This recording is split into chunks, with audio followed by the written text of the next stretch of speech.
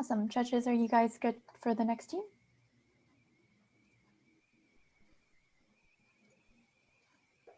All right, whenever you're ready. Yep. Okay. Hello, I'm Xander. Today I'm joined by Zara, my co-presenter Fahim, and Zayed, and we are Moomatic. Moomatic works to reduce operational costs for farmers and minimize environmental impact through precision feeding. The primary issue we are working to solve is wasteful cattle feed processes for a non-disruptive precision feeding solution. This solution uses machine learning and existing infrastructure, promoting resilience for both farmers and the environment, while also providing financial incentives for farmers. There are major inefficiencies in cattle farms, causing farms to spend conservatively 8% more on operating than necessary. Additionally, livestock production accounts for 15% of greenhouse gases, and a good portion of this comes from waste during feeding. Finally, by 2050, the demand for livestock is estimated to double, and with the number of farmers decreasing, farmers will need to be able to do more with less. To meet these challenges, we have developed an easy-to-implement, non-disruptive precision feeding solution. On the hardware side, Moomatic offers a robotic feed bunk with mechanisms to control feeding and sensors to collect data. On the software side, this data adjusts the machine learning model that creates ideal feeding plans for each individual cow. The data and insights are then available for viewing by farmers on an easy-to-understand interface. We will now show the hardware and software demos. This is a hungry cow's journey with Moomatic. A hungry cow approaches the feed bunk. A camera located at the top of the feed bunk notices the cow, and using computer vision algorithms, identifies which slot the cow is approaching. The feed bunk pipe moves towards the selected feed slot. Attached to it is an extendable arm with an RFID scanner. This identifies the cow by reading its ear tag. With the cow's ID, the feed bunk requests this cow's ideal feed amount from the machine learning algorithm. From the top storage feed bunk that the farmer fills at their discretion, this amount of feed is funneled through a pipe to the cow's feed slot. The cover slides open so the cow can eat. Meanwhile, data on this feeding is being recorded, including the weight of the cow from a weighing scale under the cow, the amount of food eaten from a more granular weighing scale at the base of the feed slot, and the time. The data is sent to the machine learning algorithm, which then adjusts accordingly if necessary. The cover begins to slowly slide closed as the cow approaches the end of its meal. Its hunger satisfied by a carefully controlled diet, the cow walks away. And we will now show the software. We're going over the machine learning. Now that you've seen the hardware section, let's move on to the software. We generated realistic mock data to train our model. After the data is pre-processed and analyzed, the trainer will then start to process the data and create a virtual map on how the herd is being fed. After the trainer has pre-processed the data to create a virtual map, the server will then generate biases for each cow so the program can start to generate the next feeding amount and time. The generator will then produce feed data based on the biases generated by the previous step of the program and store the data in a database and output the data onto the UI. The data from the database can later be used by the hardware end to provide the correct cow with each feed. Through a machine learning model, we have created a system to produce feed amounts and timings for the herd to eat, insights on the herd and each cow, optional insights, and predict the next feeding time. So here is a look at our UI. So this is the current iteration of the user interface, and over here we can see the general insights and what each cow on each cow, and then all the data on each cow, and then specific data on each cow, and all the data on the specific cow.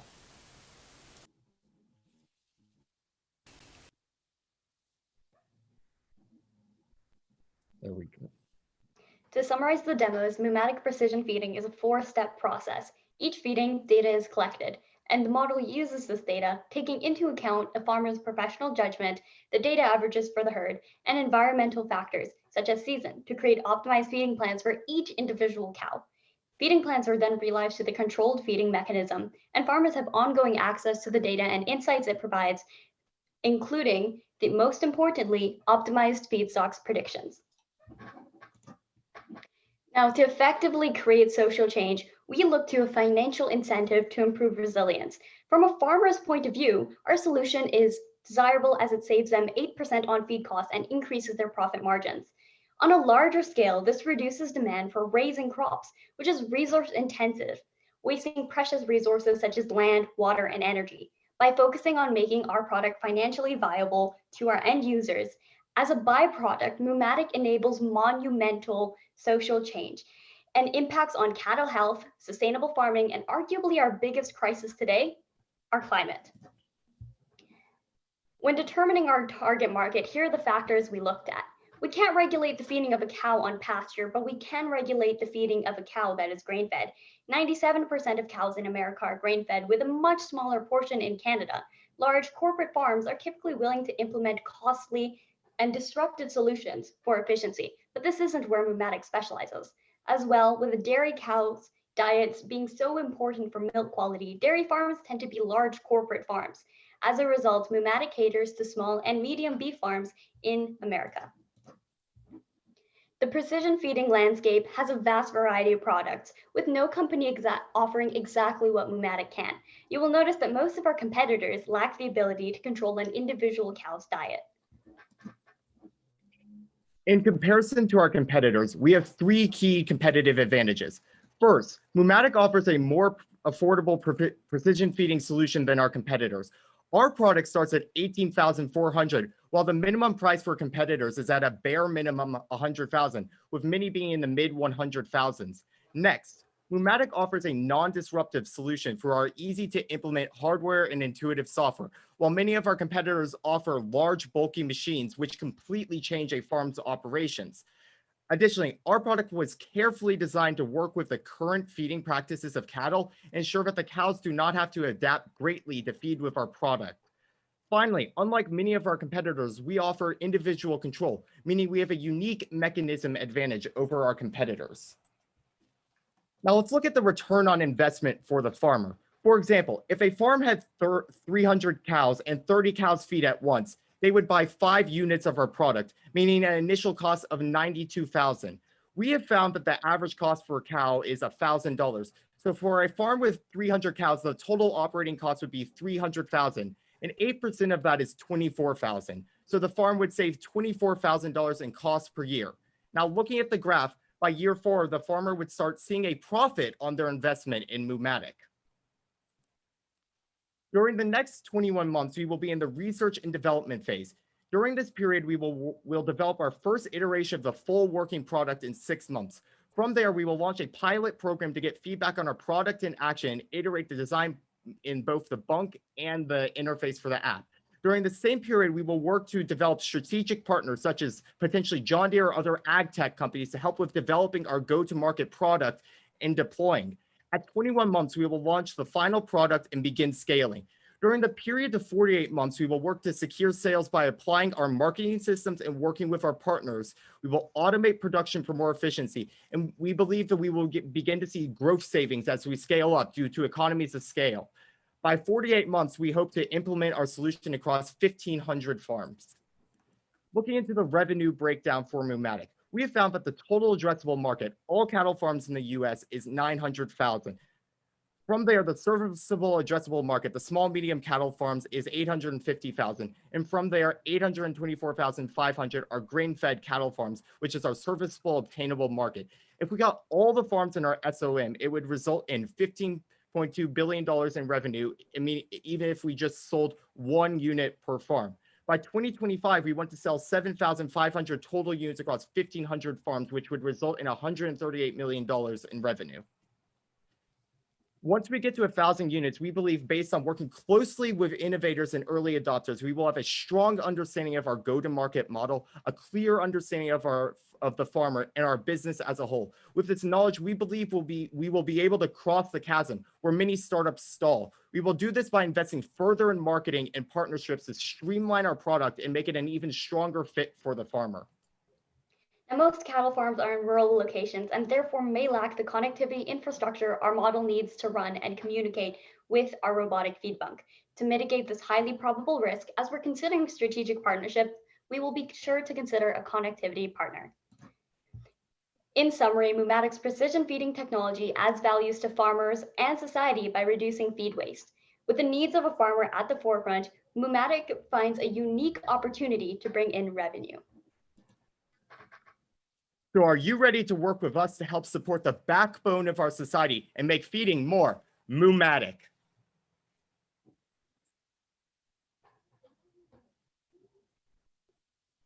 And we will now take any questions you have about our product. Quick question just on the payback period. You know, given you guys are at 4 years, like for the competition, like when you think about competitive products, the robo feeders, et cetera, what's the payback for, you know, I guess what's the payback the farmer would be expecting on some of those products versus the payback that you guys are offering on yours? It's about the same general period. We've seen a range from about 1 to 6 years through our research. So that is the general range that they would expect to see for a return on investment for these kind of products.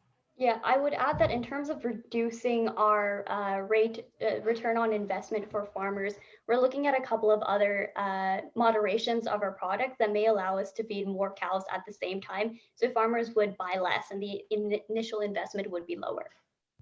We also believe that. And then are you guys? Oh, sorry. No, go ahead. Go ahead. I also mentioned, because of the way our business model, we believe that as we scale up, we either can get a larger profit margin, or if we maintain our current profit margin, we can actually bring down the price, which would mean that if they buy the units, they would get a faster ROI on the investment. Okay, got it. And are you guys, just the last question for me, are you guys thinking about partnering with any of the distributors? I think Wilbur's one of them. I think there's a few of them, right, that kind of distribute to farmers, sell them fertilizer, sell them equipment, et cetera. Are you guys thinking about going direct? That's exactly what we were thinking of doing, because farmers are actually a pretty difficult market because they aren't usually willing to trust things that you can't prove will provide value to them. So we really do want to partner with some company that they are familiar with. We had John Deere in the presentation just because of that. They are a company that doesn't necessarily work in the space, but they provide big mechanical solutions to farmers, and they are a trusted company. But also things like Wilbur would be great for implementing. That is exactly what we want to do. Okay.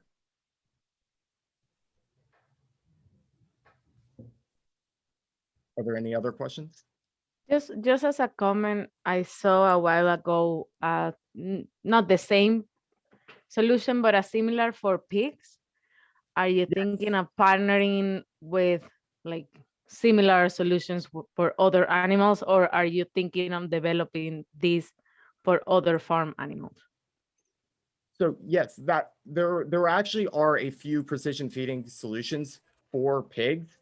Again, the same kind of issue with disruptiveness applies, because all the solutions that we found were a complete remodel of the entire feeding system in these farms. And while we were doing our marketing research, many of the farmers indicated that they were looking for something that would allow them to still interact with their animals and not have a completely disruptive solution. So that is why we were trying to create our solution in a way that would implement with their existing infrastructure, such as around feed bunks, because that's something that is in many farms. And going into the future, if we are able to, we definitely would consider going into other farm animals. I would add that our solution is still flexible in the sense that if a farmer does want to relinquish control to a machine, they might invest in, or probably have already invested in, a robotic feeder that could integrate with our solution simply by using the robotic feeder to feed the top bunk. But any other farmer who wants to continue interacting with their animals can still do that.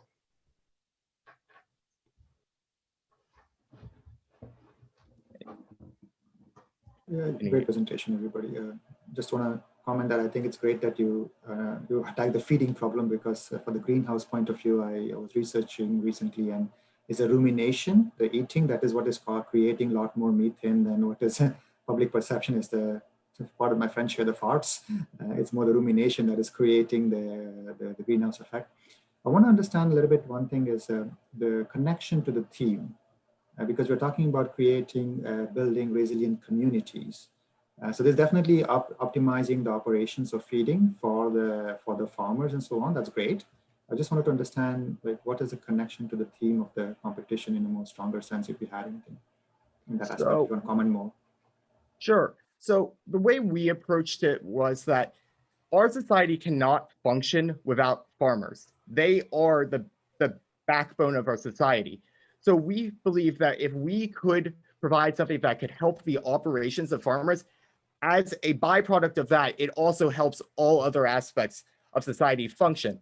And when we were doing research, the average age of farmers is continuing to rise. That is where the decreasing number of farmers is coming from.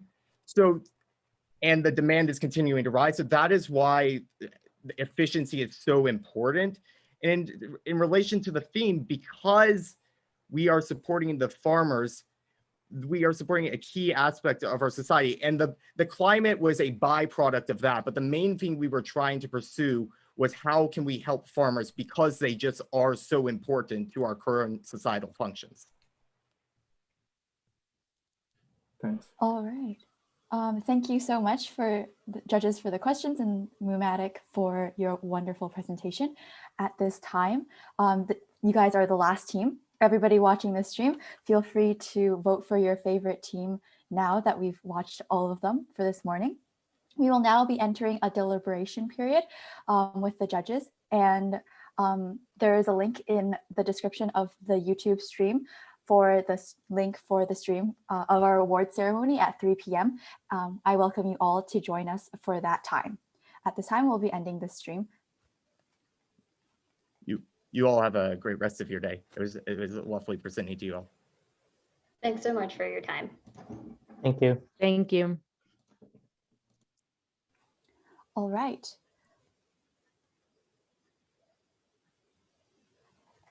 I'm gonna come back in. Hello, everybody. We have officially finished. Round of applause to you guys for the marathon of